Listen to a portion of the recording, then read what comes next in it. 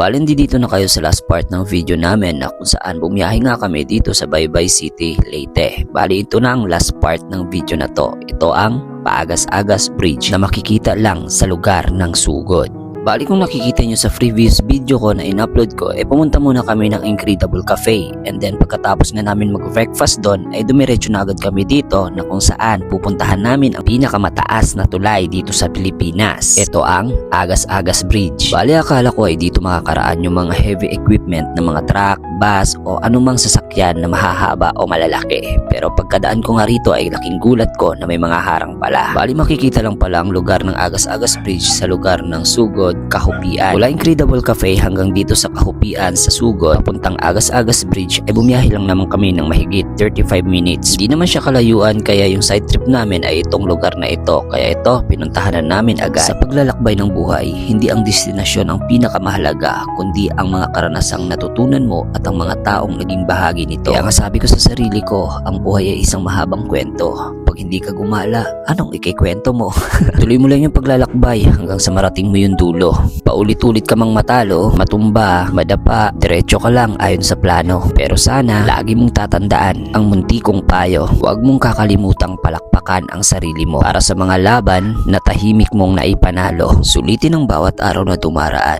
Kasi darating ang panahon na magiging kwento na lang ang nakaraan. Isa sa hinangaan ko dito ay yung daanan nila. Grabe, napakaganda guys. Mula sa Mahaplag hanggang dito sa Agas-Agas Bridge, napakaganda talagang daanan. Wala kang makitang kahit anong lubak o anumang butas. Kaya nga dito ay nag-i-enjoy ako kaka-video sa kasama ko. At syempre pinalit ko sa kanya yung camera. At sabi ko, videohan mo rin ako. Dito habang nagdadrive nga kami ay tinatamasa namin ang bawat kalikasan dito. Napakagandang lugar. Bukod sa maganda na ngayon ay may maganda ka pang makikitang gantong kalikasan. Napakagandang aliwalas ang bumungad sa amin. Yung tipong mafe-feel mo talagang nasa probinsya ka. Ang buhay ay isang paglalakbay. Gawin mo itong makabuluhan. May tatlong lugar lamang na magiging napakahalaga sa iyo. Una, lugar kung saan ka ipinanganak. Pangalawa, yung lugar na matagal mo nang tinitirhan. Pangatlo, yung lugar na huli mong pupuntahan. Kung iisipin mo lamang, ang bilang o dami ng mga tao sa mundo ay kakaunti lamang ang maaaring magkaroon ng malapit o malalim na kaugnayan sa iyo.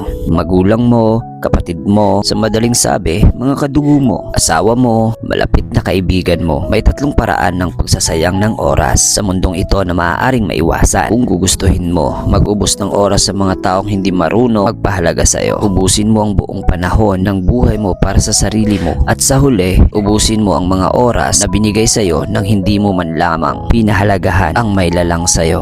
O siya, medyo malalim-lalim na ng mga salita ang naibigay ko at naibahagi ko sa iyo. Bali, isa lang ang masasabi ko sa nanonood na itong video na to. Pagigiyan mo lang, pagbutihan mo lang. Darating din ang araw na ikaw naman ang nasa taas, sila naman ang nasa baba. Kaya simulan mo in a good way. Tumayo ka dyan at gumawa ka ng hakbang sa pinibagong buhay mo. At ito na nga, sa wakas, nakarating na kami dito sa Agas-Agas Bridge. Tara, ating mong kahiin, ating talakayin kung ano nga ba at kung paano nga ba nabuo ang tulay na ito.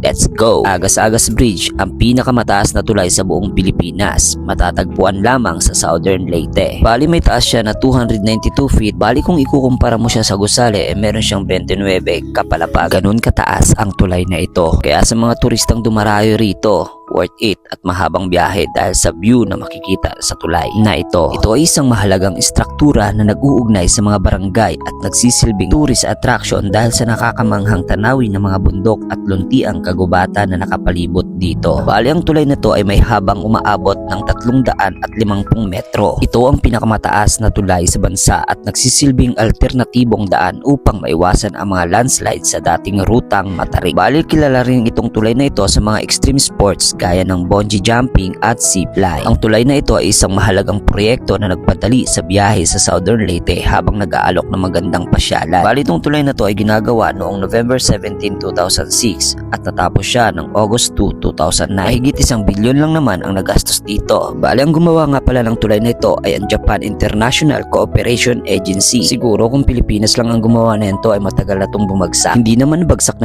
na literal. I mean siguro hindi siya masyadong mamiminte. Yung tipong ililes yung maintenance niya every year. Pero dahil Japan nga ang gumawa nito, siguro naman may budget para dito. Sana bigyan ng pansin ng gobyerno ang mga isla na mabigyan pansin na sana magkaroon ng mga tulay. Yung tipong mula Luzon, Visayas hanggang Mindanao. Sa mga nagtatanong kung sino ang kontraktor sa likod ng tulay na ito, bali ang kontraktor ng tulay na ito ay Sumitomo Construction. First time kong makaapak sa lugar na ito, napamanghana naman ako. Isang alaala na naman sa buong buhay ko ang hindi ko makakalimutan na dumaan at dumating ako sa lugar na ito. Habang tinatamasa ko yung lugar, andi dito naman si Kuya Dave at si Ate Joy. Bali hindi nila first time dito pumunta. Ako, wala sa plano ko ang pumunta rito dahil ang punteriya ko talaga ay yung Incredible Cafe. Bali na sa bucket list ko na tong lugar na ito. Kumbaga isusunod ko siya pagkatapos ko sa Incredible Cafe. Kaso nga lang may mga kaibigan tayo na sinulit ang bawat lugar na pinupuntahan namin. Kaya nga napapunta na rin kami rito at nadala rin ako sa lugar na ito. O siya, kung nagandahan kayo,